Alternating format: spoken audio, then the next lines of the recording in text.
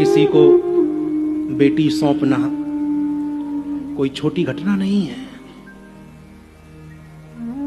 बेटी बाप के कलेजे का टुकड़ा होती है।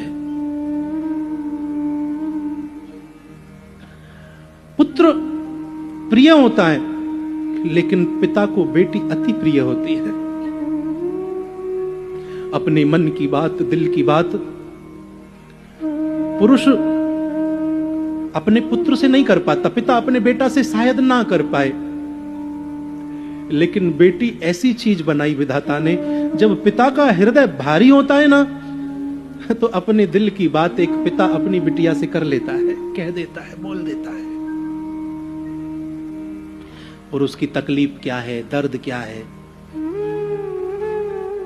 इस चीज को समझने की सामर्थ्य भी विधाता ने एक बिटिया को दी है।